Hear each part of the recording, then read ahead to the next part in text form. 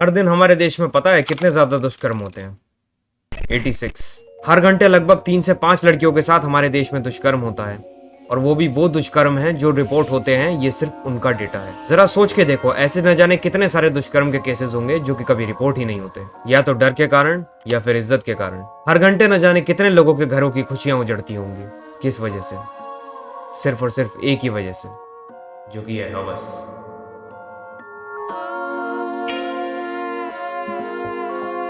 अभी पूरे देश में कोलकाता आरजी कर मेडिकल कॉलेज को लेके बहुत ही ज्यादा जनता के बीच में गुस्सा भरा पड़ा है। लेकिन क्या आपको पता है, इतना ज्यादा आउटरीच होने के बावजूद भी हमारे देश के हर एक कोने से सिर्फ एक ही टाइप की खबर निकल के आ रही है कि यहाँ किसी मासूम बच्ची के साथ दुष्कर्म हो गया, वहाँ किसी लड़की के साथ दुष्कर्म हो गया। चाहे वो उत्तराखंड हो या फिर बिहार, हर जगह से सिर्फ और सिर्फ एक ही खबर। भले ही इन सब में आरोपी अलग अलग हों, लेकिन सब लोगों में एक चीज, सिर्फ और सिर्फ एक चीज कॉमन है, और वो है हवस। मगर हवस के पीछे भी कोई ना कोई तो कारण होगा ना। आखिर लोग हवस में इतना ज्यादा अंधे कैसे हो गए कि वो इंसान से हैवान बनते जा रहे हैं? इन्हीं सब बातों पर हम आज के इस वीडियो में चर्चा करेंगे। तो चलो, लेट्स स्टार्ट दिस वीडियो।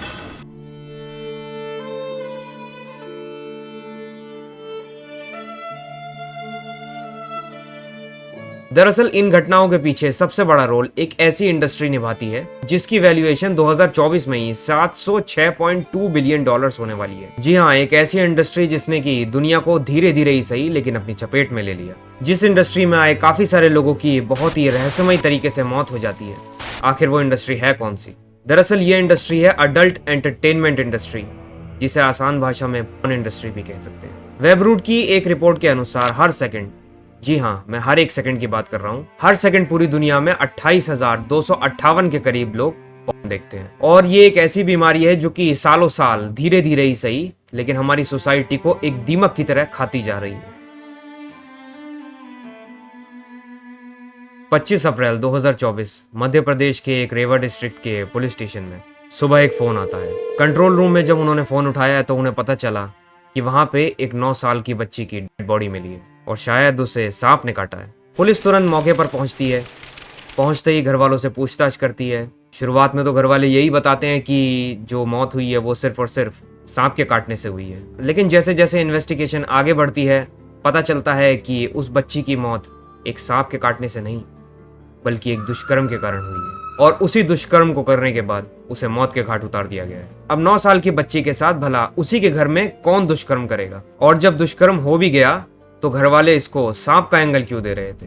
ये बात मुझे समझ में नहीं आई। पुलिस को भी ये बात समझ में नहीं आई थी, और ऐसे ही सवालों के साथ पुलिस भी घिरी हुई थी। धीरे धीरे लोकल मीडिया में भी ये न्यूज तेजी से वायरल हो रहा था। पुलिस तुरंत सख्ती से फैमिली मेंबर से पूछताछ करती है, और पूछताछ के दौरान पुलिस को जो पता लगता है उसको कोई भी अगर सुनेगा तो उसे विश्वास करना लगभग इम्पॉसिबल के करीब है कि ऐसा कैसे हो सकता है। दरअसल फैमिली ने ये कन्फेस कर लिया कि ये क्राइम उन्हीं के 13 साल के बेटे ने किया है। जी हाँ, एक बहन के साथ दुष्कर्म उसके खुद के ही भाई ने किया, जो कि सिर्फ 13 साल का था। लेकिन आखिरकार उसने ऐसा किया क्यों? इतनी घिनौनी सोच इतनी कम उम्र में उसके दिमाग में भला आई कैसे? दरअसल जब पुलिस ने उस बच्चे के फोन को खंगाला, उसकी सर्च हिस्ट्री को निकाला, तब उन्हें यह पता चला कि वो लड़का देख रहा था। जी हाँ, सिर्फ 13 साल की उम्र में उस बच्चे ने ऐसी चीजें देख ली जिन्होंने उसके दिमाग के साथ खिलवाड़ किया, और वो अपने बाजू में लेटी अपनी ही बहन के सामने देख के कंट्रोल नहीं कर पाया।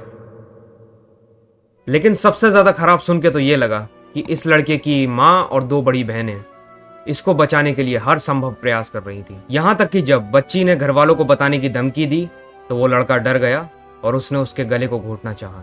मगर पहली कोशिश में जब बच्ची नहीं मरी तो उस लड़के ने अपनी माँ को जगाया। माँ को जब ये पता चला और उस औरत ने जब इस बात पे ध्यान दिया कि ये बच्ची अभी भी जिंदा है, तो उसने उस लड़के से फिर से उसका गला घोंटने को कहा। लड़के ने जब एक बार और उस बच्ची का गला घोंटा, तब उसके बाद वो बेचारी बच्ची बर्दाश्त नहीं कर पाई और उसने अपना दम तोड़ दिया। माँ ने अपनी ही बच्ची को अपने ही बेटे के हाथ से गला घोंट के मारते हुए क्यों देखा?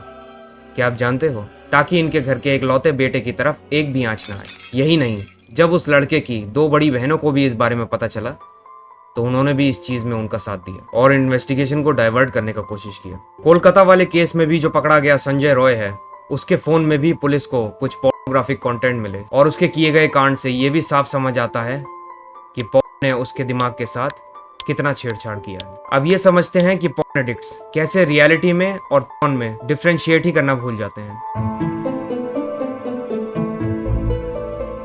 जब आप एक पॉर्न एडिक्ट बन जाते हो तब आप एक रियल वर्ल्ड में और फेक वर्ल्ड में डिफरेंशिएट ही करना भूल जाते हो। आपको ये पता होना चाहिए कि पॉर्न में जो भी चीजें दिखाते हैं वो दूर दूर तक सच कहीं भी नहीं होती। अगर मेरी बात का विश्वास ना हो तो खुद इन पॉर्न स्टार्स के मुंह से सुन सकते हो। I was still bleeding, and I was still bleeding a few days after that too. And go and finish the scene. Like, I was like, are you kidding me? Like, I need at least 2 weeks to heal.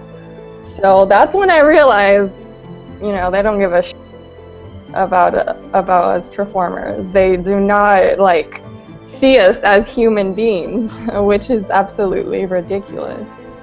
It's days like this where I realize I need to go play with myself for a living.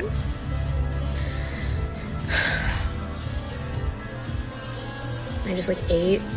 I'm tired. And then I think to myself, maybe a 9 to 5 won't be so bad. If the girl is not submissive and if the girl is not hardcore, तो some girls try to do it for money because the money is really good, but वो एक scene के बाद कसम खा लेती हैं कि दोबारा कभी नहीं करेंगे। अबे porn is not sex education, porn is rape education। porn में जो दो एक्टर्स के बीच में रिलेशंस दिखाते हैं वो भी सब फेक होता है। तो जो स्टेप सिस्टर स्टेप मदर वाले कॉन्सेप्ट ने लोगों के दिमाग के साथ जो खिलवाड़ किया है वो काफी ज्यादा डेंजरस साबित हो सकता है, बल्कि आज के टाइम में डेंजरस हो भी रहा है। एमपी का केस इस चीज का बहुत बड़ा एग्जांपल है कि कैसे उस लड़के ने अपनी सगी बहन के साथ ही ये कांड कर दिए। पॉर्न में जो भी कुछ दिखाते हैं वो दोनों एक्टर्स के कंसेंट से होता है। और तो और पॉर्न हमारे दिमाग को और एक तरीके से इजीली मैनिपुलेट कर देता है कि इन लोगों को तो रफ पसंद होगा, मगर नहीं, ऐसा हर किसी बंदे के साथ नहीं है। आपको नहीं पता कि हर इंसान की पसंद अलग अलग होती है, इसलिए जब दो लोग करीब आते हैं, आपस में करते हैं, तो मेल के दिमाग में सिर्फ यही आता है कि इसे भी रफ पसंद होगा, जो कि एक टाइम के बाद इवेंचुअली बन जाता है।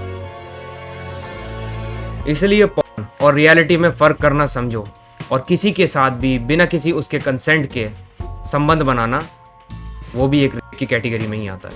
अभी तक शायद आपको ये तो समझ आ ही गया होगा कि पॉर्न कैसे आपकी साइकोलॉजी के साथ खेलता है और किसी भी एज ग्रुप के आदमी को हैवान बना सकता है, चाहे वो 13 साल का बच्चा हो या फिर 33 साल का संजय। आजकल जिस तरीके से इंटरनेट सस्ता हो गया है वैसे ही इंटरनेट यूजर्स भी काफ़ी ज़्यादा बढ़ गए हैं। शायद आपको ये जान के हैरानी होगी, मगर इंडिया के इंटरनेट यूजर्स में से 89% लोगों ने 2019 में पॉर्न देखा था, जो कि ग्लोबल एवरेज 75% से भी काफ़ी ज़्यादा है। हमें इसी से समझ में आता है कि सस्ते इंटरनेट ने गांव-गांव में पॉर्न देखने वाले की संख्या काफ़ी ज़्यादा बढ़ा दी है। हालांकि इंडिया में काफ़ी सारे साइट्स पर गवर्नमेंट ने ऑलरेडी बैन लगा दिया है, लेकिन आप लोग भी अच्छे से ये जानते हैं कि वो बैन कितना ज़्यादा इफेक्टिव है। मैं ये नहीं कह रहा कि पॉर्न एक लौता रीज़न है रेपिस्ट बनने का, लेकिन आज के इस वीडियो को देखने के बाद आपको इतना तो विश्वास हो गया होगा कि पॉर्न एक बहुत बड़ा रीज़न है रेपिस्ट बनने का।